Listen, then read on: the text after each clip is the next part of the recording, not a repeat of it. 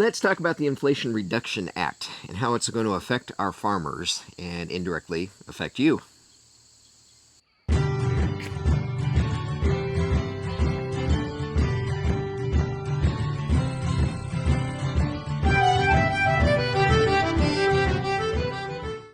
Hey everybody, welcome back to the Renewed Homestead.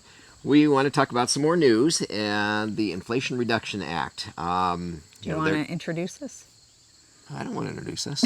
They know who we are. But people who haven't. Got Ben, Denise, or Denise and Ben. The other dogs are over there. So, Yes. anyway, Now that Should I I've start over? completely thrown you off. completely thrown off. Hey everybody, welcome back to the Renewed Homestead. Ben and Denise here, and today we want to talk about the Inflation Reduction Act that was just signed into law, apparently. Mm-hmm. And everybody's talking about the 87,000 IRS agents, which will make the IRS bigger than the Border Patrol, the Pentagon, which houses about 27,000 jobs, The State Department. State Department, all of them. And the FBI all and combined. the FBI, all combined. All to look into you and your taxes. We're not going into that. I know, but it's just interesting. It's a lot. It It's is a lot of It's agents. an awful lot, but everybody's talking about that. Hidden down in there, about page 529, it talks about our farmers and how in a very short period of time, 2 and 3 years, they have to switch their practices. And Yeah, there's $20 billion available, excuse me, in subsidies for our farmers. which And it talks about plowing less and, crop rotations and cover crops, which all sounds amazing. That's all does. stuff that we're actually for. Yep, absolutely. We don't agree with modern agricultural practices. We feel we know for a fact it's depleting the soil, and there have been plenty of studies to show that. And the person in charge of this has never been a farmer, probably has never even grown a garden as far as we know. Yeah, so here's here's several concerns with this. One, the Secretary of Agriculture is the one who determines what is climate friendly. So bureaucrat, right? Bureaucracy again. And y'all, whether you are a conservative or a liberal, an independent, libertarian, somewhere in between, I think some of the best words came out of President Ronald Reagan when he said the scariest words in the English language are "I'm from the government and I'm here to help." Because every time the government seems to step in, especially interfering with nature, we don't really seem to have a good outcome. Isn't it interesting how the politicians in charge of things become very rich?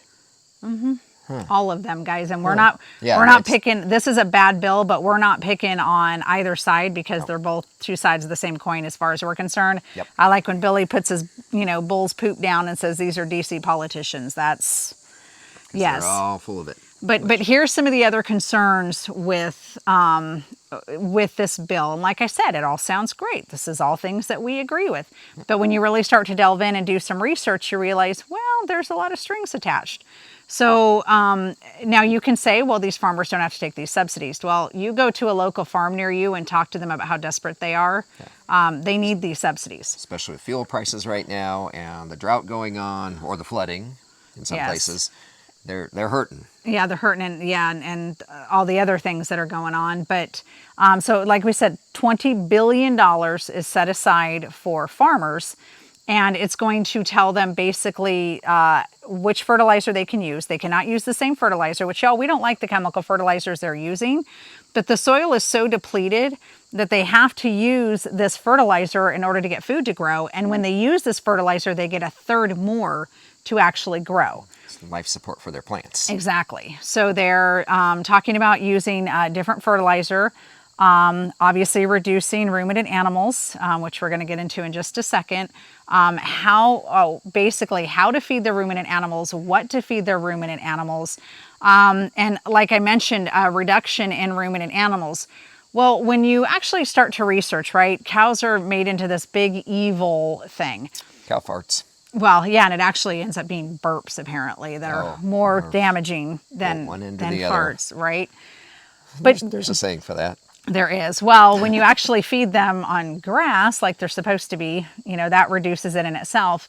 But When you actually look at the actual numbers, cows are only about 2 to 3% of greenhouse gas emissions in the country. Yep.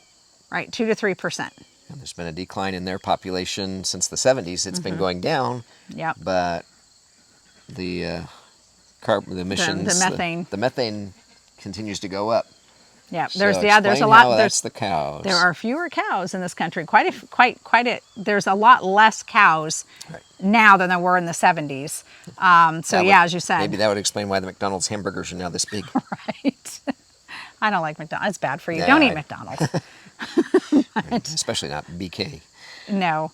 But so you put that in, and here's really the crux of it. We need ruminant animals to heal the land. We can't heal the land without a ruminant animal. God gave us a plan. Nature gives us a plan. And anytime we move away from that, we do so at our own detriment. We need ruminant animals to heal the land. And like Ben said, it goes like you get so much in year 1 and year 2 and year 3. So they're trying to do this very quickly. Well, I want to bring your attention to Sri Lanka. I want to bring your attention to South Africa. And I want you to bring your attention right now to the Netherlands.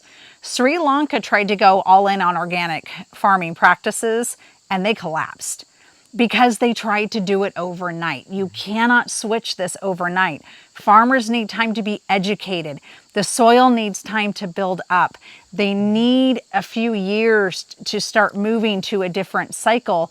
And we don't need bureaucrats in charge of this. We need to get people like Mark Shepard and Jeff Lawton and other people that have been doing these regenerative farming practices, especially Mark Shepard in the United States. We need these people in charge to help the farmers transition over to a better way to do things. We're all for doing things better. We're all for doing things that are more eco-friendly, but you cannot flip a switch and expect it to be done overnight, y'all. That's what happened. We've seen what's happened in Sri Lanka. We've seen what's happening in South Africa. We're seeing what's happening in the Netherlands. We have a front row seat to it, but we're trying to do the same things. It doesn't work. It's a good goal. We agree with the goal. If you do it the right way. Right. But you can't do it, like you said, you can't do it overnight. Yeah. Getting to the bottom of the Grand Canyon when you're standing on the edge, you can jump off. It's not going to end it well. Or you can take the long path to go down and go check it out. Yeah, I know you can take a helicopter, but there's a gradual way to do it. Stay with the analogy. Yes, it's a gradual way to get to that goal, and 2 to 3 years is not enough time for our farmers to adjust to this.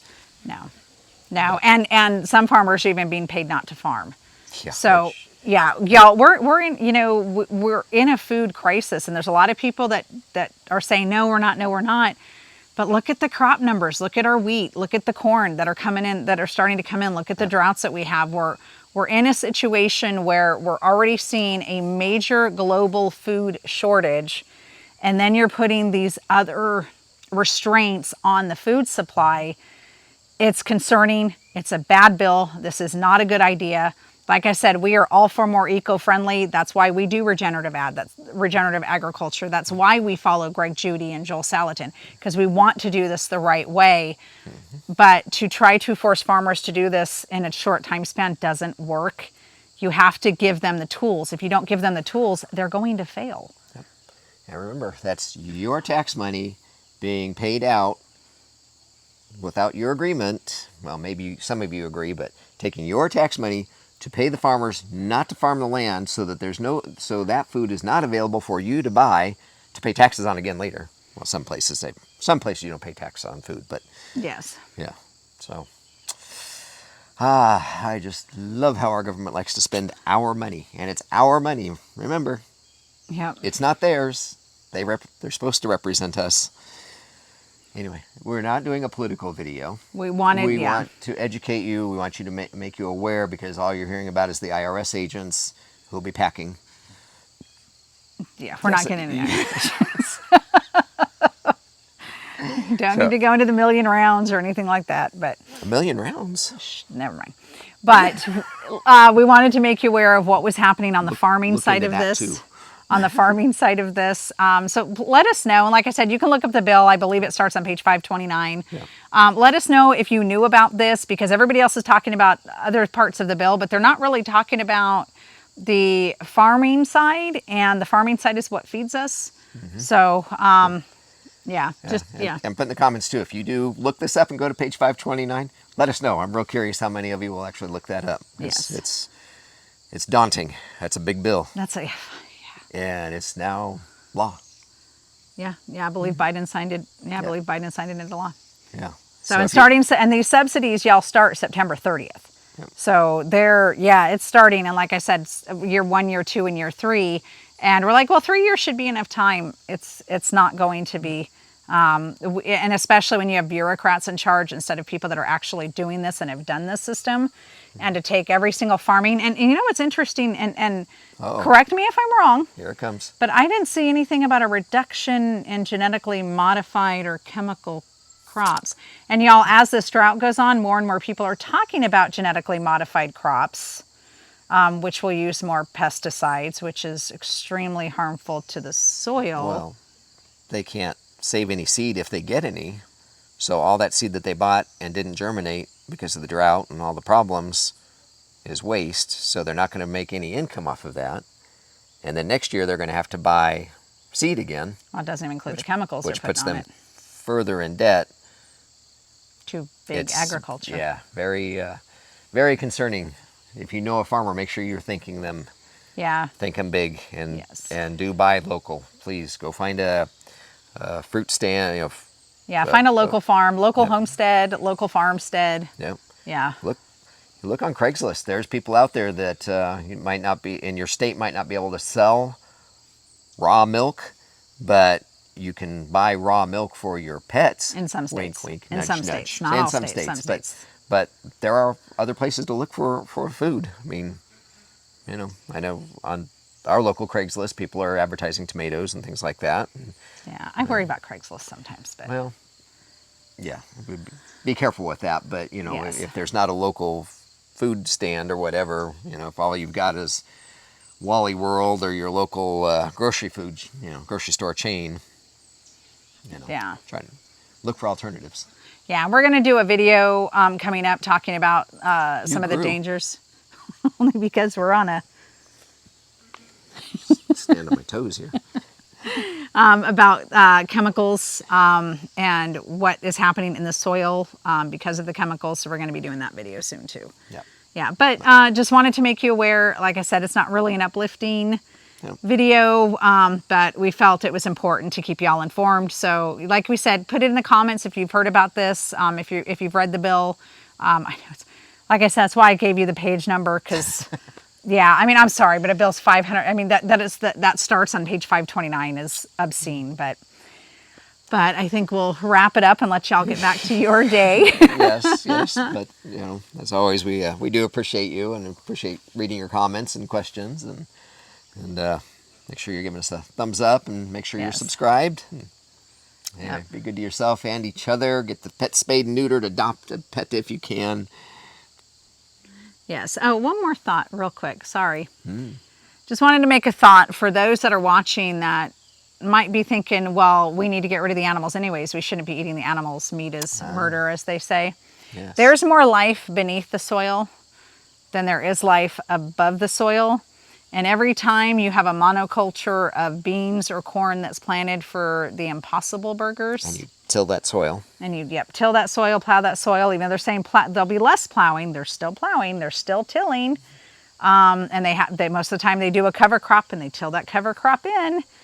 All of those soil organisms are gone, especially because of the chemicals they use, because of the genetically modified organisms that they're using and the pesticides they're using. There's actually more life beneath the soil.